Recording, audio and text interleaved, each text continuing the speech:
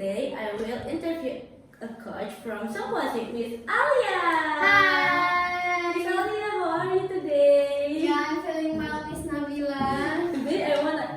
Today can I ask a few questions for you? Of course. Okay, let's just get the start. First, what made you fall in love with the teaching? Not just a job, but as something more meaningful.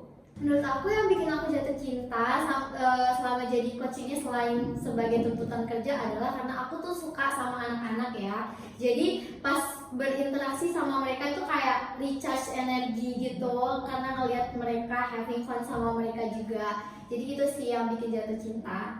Okay. Number two, have you ever thought about leaving?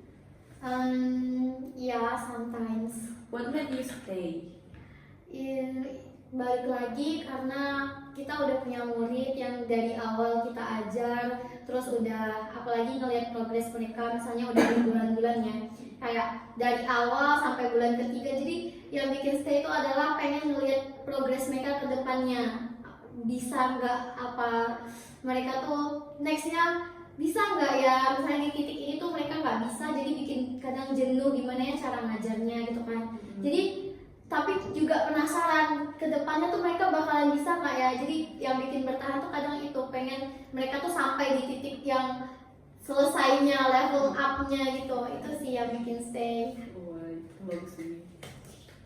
Okay, number three is what's something that always make you smile big after class end? Biasanya tuh kalau misalnya udah pelajarannya berakhir, kita tuh ada menit-menit terakhir buat main. Jadi pas sebelum pulang kita main dulu, terus pas mau pulang mereka say bye bye dengan mereka juga ceria kayak say bye bye bla bla bla, terus kayak bilang besok lagi mau datang lagi, besok kita belajar ini lagi ya Miss, besok aku mau bawa ini loh Miss. Itu sih yang bikin senyum karena kayak semangat mereka buat datang lagi gitu. Okay. And number four is what the most unforgettable moment you have experienced as a coach? Selama jadi coach kita nggak cuma bergerak di kelas aja ya, maksudnya belajar di kelas aja. Kita sometimes kan ada kegiatan di luar kelas, terus kita juga ada lomba-lomba di mall atau di luar gitu. Terus kita kadang ada pergi rekreasi dan sebagainya. Dan yang paling diingat tuh adalah first time jadi MC di lomba. Dan sampai sekarang juga terus-terusan jadi MC karena termasuk saya sendiri termasuk orang yang introvert ya. Jadi begitu pertama kali naik panggung terus bisa nyapa semua audiens di bawah dan sampai akhir bahkan sampai sekarang terus-terusan jadi MC, itu momen yang nggak terlupakan sih. Ternyata aku bisa gitu. Itu sih. Okay. Next, when you really exhausted, what usually help you get back on your feet? Kadang tentunya dalam mengajar tuh nggak selalu fun ya. Pasti ada titik jenuh, pasti ada titik yang dimana sulit juga, kayak progres anaknya nggak maju atau apa yang bikin kita tuh jadinya merasa ke pressure gitu. Nah itu yang bikin balik semangat lagi adalah teman-teman coach di sini. Kita sering sharing, terus mereka bakalan kasih feedback yang membangun, dan juga tentunya keluarga di rumah begitu balik bisa sharing lagi ke mama. Terus apa yang bikin semangat lagi itu pasti kayak ada aja sih, terutama dari teman-teman di luar. Jadi begitu kita ada di dalam sini kita udah siap lagi gitu. Yeah. How does it feel to see your students grow from knowing nothing from becoming really skilled? Itu happy banget dan ngerasa bangga banget. Apalagi kebanyakan kan ngajarnya umur 3 tahun sampai 6 tahun. Jadi ada beberapa yang dari umur 3 tahun bahkan pegang pensil pun belum bisa. Terus tiba-tiba udah bisa pegang pensil. Kayak itu aja udah satu pencapaian yang bikin bangga banget. Apalagi tiba-tiba mereka udah bisa menghitung dengan sempurna itu sampai puluhan. Itu tuh kayak puluhannya 4 baris atau apa, itu tuh bangga banget. Apalagi yang belum sekolah, tiba-tiba mereka dikabarin masuk TK, terus udah SD, terus kayak Han kemarin udah SD, itu bangga banget sih. Kayak dulu tuh kamu duduk tuh belum nyampe di kursi, sekarang udah lari-lari SD tuh bangga banget sih. Iya, jadi kita ikut happy, terus orang tuanya juga happy, jadi kerasa banget sih kalau ngerasain progres mereka. Jadi ikut ngerasain itu kan mereka tumbuh kan. Iya bener, jadi kayak bener-bener tahu nih mereka tumbuhnya gimana. Jadi kadang tuh ada rasa yang kayak nanti aku jadi ibu gitu juga kak, gitu. Di sini tuh kayak simulasi menjadi ibu, gitu sih. What have you learned about yourself since becoming a coach?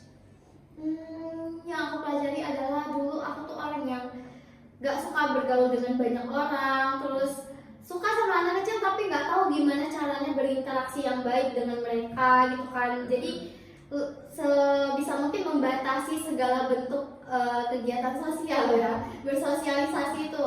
Jadi begitu masuk ke sini itu diharuskan kan untuk kita tuh punya energi positif, apalagi bercengkerama langsung dengan anak-anak. Jadi ternyata aku bisa, dan aku tuh ternyata kontrol emosi bisa, terus bisa juga ngehandle anak-anak, sabar. Ternyata itu bisa, itu tuh nggak pernah aku pikirkan sebelumnya kalau aku tuh bisa ngehandle anak-anak, apalagi nemenin mereka ke toilet, terus mereka muntah, mereka nangis atau pokoknya gitu kan. Ternyata di sini tuh bisa, dan semakin termotivasi untuk nanti semisalnya kalau udah punya pasangan dan udah punya anak, itu tuh pengen jadi yang terbaik lah buat anak gitu. Have you ever learned something from your student inside? Iya, sometimes mereka tuh masih kecil tapi kadang celetukannya tuh bener-bener yang jujur, terus kayak yang spontan gitu kan. Jadi kadang kita tuh belajar sesuatu dari mereka. Bahkan kadang kalau lagi marah gitu terus kayak gak tahu gimana ngungkapin emosinya, itu ada aja cara mereka tuh bikin kita luluh. Yang terus kadang mereka bawa sesuatu hal yang dari luar, yang mereka pelajari di luar, mereka bilang di sini, Miss tadi aku gini loh, ternyata begini loh cara ini. Ya kita juga nggak tahu itu, oh gitu ya. Terus kadang ya itu sih yang mereka pelajari di luar, mereka bawa ke sini, kita juga jadi ikutan belajar banyak hal sih. Kadang mereka tuh suka bawa mainan gitu kan. Terus kemarin tuh ada yang bawa trik sulap. Jadi dia punya beberapa alat peraga trik sulap.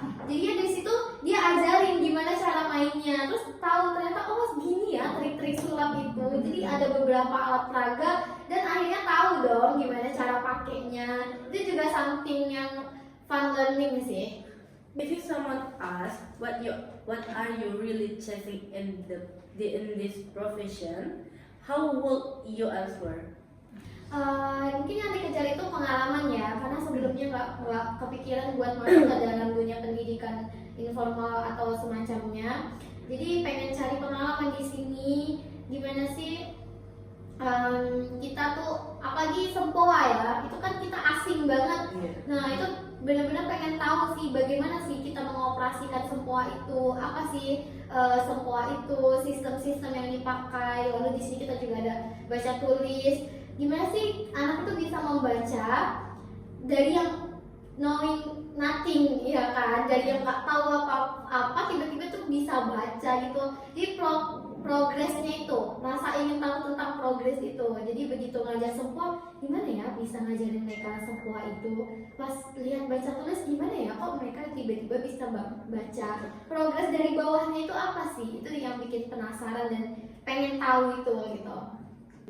What is one value or life principle you always carry with you when teaching? Sebagai seorang coach atau guru, kita tuh kan ngajar ya, jadi kita pasti pengen anak yang kita ajar itu bisa. Jadi salah satu prinsip yang dipegang adalah bagaimana caranya kita benar-benar memberikan apa yang kita tahu, menyalurkan aspirasi kita kepada anak itu sampai dia bisa. Jadi benar-benar jangan hanya sekedar ya udah hari ini dia masuk belajar, ya udah isi buku, enggak.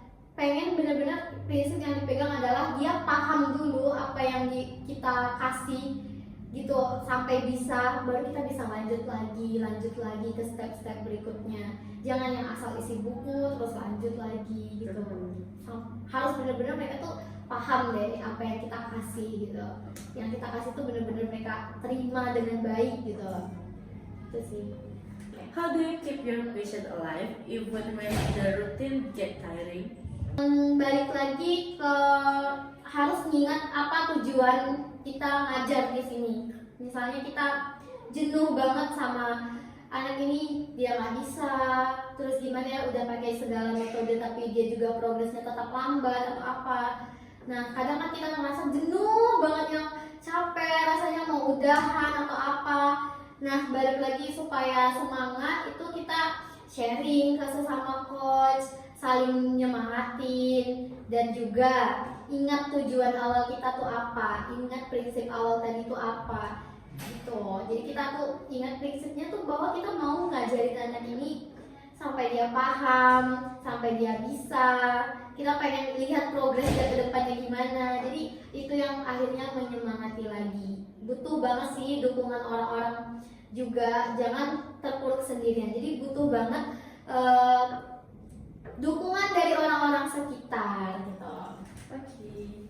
What does success mean to you as a coach? Kalau di sini kan kita ada beberapa tingkatan level. Nah kebetulan kan aku pegang level yang paling bawah nih, yang kecil-kecil banget. Jadi salah satu sukses itu adalah saat mereka itu bisa level up, saat mereka itu bisa keluar dari kelas aku, belajar di miss lain yang levelnya lebih tinggi, terus mereka bisa tahu lebih banyak rumus, dan saat mungkin mereka istirahat ke sini kayak, Miss aku udah bisa loh asas sampai sini, Miss aku udah bisa loh rumus teman besar teman kecil puluhan atau apa. Itu salah satu sukses sih. Dan yang kayak belum bisa baca tiba-tiba dia udah bisa baca, terus udah bisa masuk SD, Miss aku tesnya lulus loh, membaca tuh lancar atau apa. Itu salah satu sukses sih. If one day your student become a coach too, what do you hope they remember about you? Mungkin yang perlu diingat adalah bahwa saat mereka belajar itu mereka tidak sepenuhnya merasa tertekan. Jadi ketika mereka menjadi coach, mereka tuh ingat, oh iya belajar itu juga bisa menyenangkan. Jadi mereka bisa menjadi coach yang fun untuk anak-anak mereka. Mungkin mereka bisa ingat dulu sama Miss Alia tuh belajarnya fun loh. Setelah belajar itu mereka bisa ada break time yang fun, terus ada ice breaking, dance dan sebagainya yang melepas jenuh mereka saat belajar. Jadi nggak sepenuhnya belajar itu menjengkelkan. Out of everything you do, what makes you feel the proudest to be a coach? Sejauh ini adalah berhasil mengajak anak-anak ke ranah lomba. Jadi kan mereka masih kecil-kecil, keberaniannya juga kadang di tengah keramaian mereka belum berani. Bahkan untuk keluar kelas ketemu miss yang lain tuh takut. Jadi ketika mereka mau ikut lomba, apalagi lomba kan rame ya, terus di mall dan sebagainya, mereka mau untuk duduk di sana ngerjain soal dengan percaya diri dan juga naik ke panggung untuk dapat penghargaan dan sebagainya. Itu sih yang paling membanggakan, kayak selain mereka di dalam kelas yang kecil ruangan, mereka ternyata juga bisa dilepas untuk mengerjakan soal-soal dengan sempurna di ruangan terbuka dengan orang-orang yang ramai juga. Mereka udah seberani itu di usia mereka yang masih kecil-kecil banget. Itu sih yang membanggakan. If you could share a heartfelt message to all coaches out there, what would you say? Ini juga untuk diri aku sendiri adalah pentingnya saat kita mengajar itu kita benar-benar memberikan apa yang kita punya, ilmu yang kita punya itu sepenuh hati dan setulus hati, karena anak-anak itu nggak mengharapkan banyak hal dari kita, apalagi dia ketemu kita di sini seminggu cuma 2 kali dalam 1,5 jam, 1 jam. Mereka tuh nggak mengharapkan banyak, mereka nggak nuntut banyak, mereka cuma minta kita untuk menyalurkan ilmu kita. Jadi sebisa mungkin kita terima mereka, memberikan dengan setulus hati, dengan kelapangan dada yang sabar banget. Mungkin anak-anak kan tingkahnya beda-beda, proses mereka untuk menangkap ilmu yang kita berikan juga beda-beda, progres mereka juga beda-beda. Itu tuh penting banget untuk kita tidak memilih-milih, untuk tidak pilih kasih gitu, cuma suka sama anak ini karena dia pintar, terus anak yang ini kurang suka karena dia nakal, mungkin dia nggak bisa diem atau tangkapnya lama, jadi akhirnya diabaikan. Penting banget untuk tidak berlaku seperti itu, dan juga tidak melampiaskan emosi kita ke anak. Kayak kita mungkin ada masalah di luar lingkungan kerja atau apa, kita tidak membawa emosi itu juga saat kita berhadapan dengan anak dan melampiaskan dengan mereka, atau saat mereka nggak bisa kita merasa emosi, jengkel. Kita sebaiknya benar-benar menahan itu. Kalau kita nggak bisa, mungkin kita bisa cari alternatif lain, mungkin ajak dia main dulu atau apa yang meredakan emosi kita. Jangan sampai kita tuh benar kelepasan gitu. Ini untuk diri aku juga sih. Okay, let's close today interview. Bye bye.